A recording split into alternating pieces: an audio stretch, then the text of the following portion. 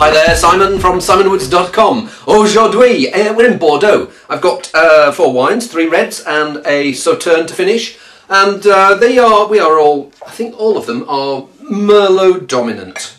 Some of them, this one says it's 100% Merlot. This is Marks & Spencer's own label, Bordeaux Merlot 2009. So we're on what's called, I think, what they call the right bank. So the right bank, in other words, if you're travelling up the estuary, or is it down the estuary? Down the estuary towards the sea, they're on your right-hand side. And if you're on the left-hand side, you've got places like Bordeaux itself and the Médoc, where Cabernet Sauvignon is the main grape. On the other side, it tends to be Merlot, because it's the soils there. Cabernet Sauvignon really doesn't ripen all that well there. There's a few bits where it does, but Merlot is the easier to ripen, and so predominantly Merlot. This one's all Merlot. Stick my nose in, and first thing I get is like this toffee, and it's almost like a mint humbug type of toffee. Take away some of the mint flavours, but it's still got some of those in there, like a leafy minty edge, and that character, that makes me think they've been, I don't know what it says about barrels on here, blah blah blah, fruity modern claret, doesn't say whether it's been in a barrel or not. I've got a feeling that there would be some sort of oak influence there, just to give that sort of quite fleshy, toffee-like character. But there is this leafy Merlot edge come underneath. I think Merlot always needs a bit of that leafiness in order to preserve it. If that leafy edge is gone, it generally means it's gone onto the jammy side. But I get that leafiness here. It smells okay. But it's cheap claret. Cheap claret a few years ago used to be almost like a buttock clenching experience. It would be really raw. Alcohol level here is 12.5%. But the winemaking is far better than it used to be. You used to have this really raw, sour fruit, and the fruit wasn't quite ripe. There'd be a bit of rot in there. Now, better winemaking, better viticulture. You're getting a softer, gentler style of Bordeaux. And it's okay. It's nothing remarkable. There is this leafy blackcurrant, bit of berry, bit of plum. But there's this toffee edge. And if I've got a problem about it, it doesn't really speak too much of a place. It speaks of winemaking on fruit that was just about ripe. Not too much in the way of a sense of place coming through. Maybe it'll come with a bit of time, but it feels like there's nothing here that makes me want to keep it. The fruit, it feels like they've done what's called micro-oxygenation in order to pump some air through it in order to bring on the flavours, accelerate the ageing. It's okay. Let's see whether the next one's better than okay. We are in Côte de Castilla now, Château de Pitre, 2006. So about £2 more, £2.5 more. Let's see whether it's worth it. Well, it's 2 years older, and the weird thing is the fruit here smells fresher. I think there's 2 reasons for that. First of all, they've not gone in for that slightly tricksy winemaking that they've done in the first one. Secondly, you feel the influence of a barrel here, and it's probably quite a new barrel, because if you feel it smells like there's going to be a bit of firmness, there's a bit of oak influence here, which will add a bit more structure. I think you've got better fruit in the first place, with riper flavours, but also firmer tannin. He said burping. Maybe that's the slogan, Bordeaux makes you burp. But it smells like, I mean, £9 claret, it smells pretty okay for that. Yeah, much richer, firmer style.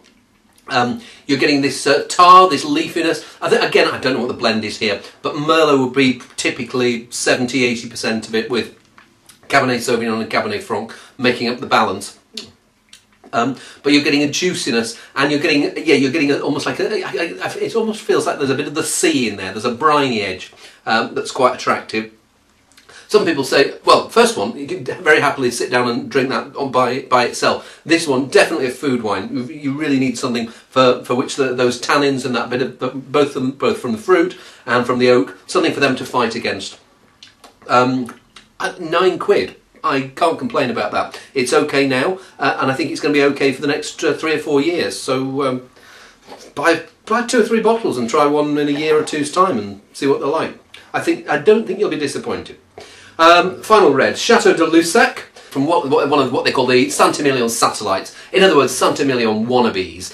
You've got Saint-Emilion itself, and then you've got a series of villages around it. I think there's Saint-Georges, Saint-Emilion Saint-Georges, Lussac Saint-Emilion, Puisquin Saint-Emilion, and a couple of others that I can't immediately remember. Similar soil, but not quite as good as Saint-Emilion proper. Sometimes it can be. Let's see whether this is one of them. I think this is the most expensive of the three. £14.24. Very precise, that from Tesco.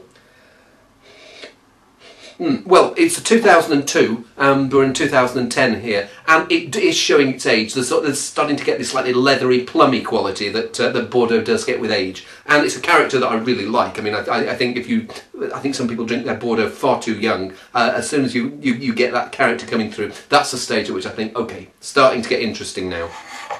Before that, you're just getting winemaking and fruit on a lot of the time. If the terroir can shine through, it's debatable sometimes. I remember a guy called Jacques Lardio, who makes the wines at Louis Jadot in Burgundy. He said in his best vineyards, it takes 10 years for the vineyard character to fully express itself from the vintage. So Bordeaux, is it quite the same? I don't know, but certainly I'd rather have a 10-year-old Bordeaux than a 2-year-old Bordeaux, if it's a good chateau.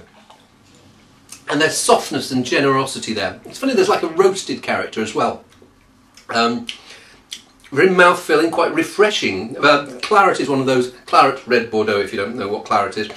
It's one of the wines that manages to be refreshing yet full of flavour, and we want more of those. The rest of the wine-making world, please. This is doing it really well. Not 2002, an okay vintage, not a great one. Two great vintages recently have been 2000, 2005, 2010, and.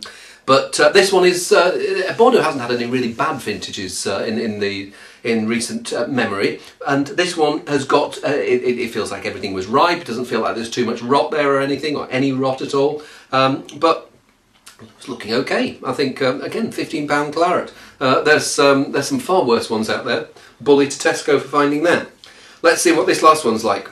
We are in Sauternes now. I'll just give my glass a quick rinse. And we're on Chateau Fio.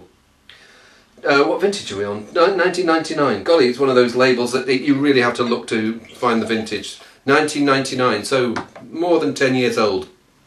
And Sauternes, until probably about 3 years ago, was one of the real bargains of the wine world.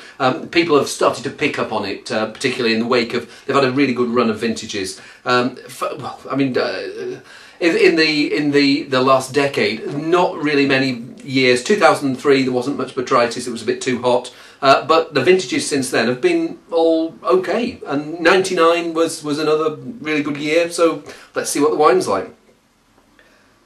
And there's ripe citrus, there's marmalade, there's this nice honey edge, almost like, if you know the inside of a crunchy, it's almost that same colour. It's if someone had squeezed, sort of crushed a crunchy, and some of that honey, sweet, nutty, barley sugar character coming through.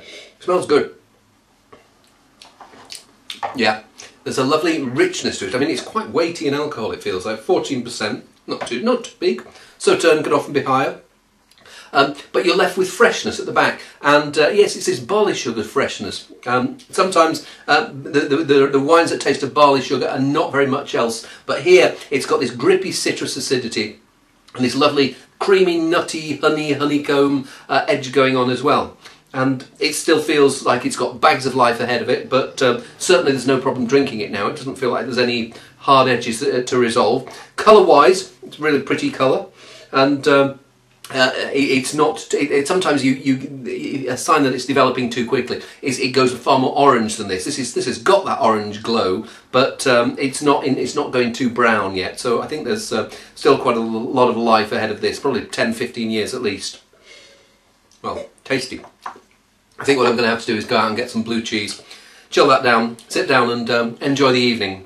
I was going to say the evening sunshine, but it's grey outside, but hey, it's only the middle of August. See you soon.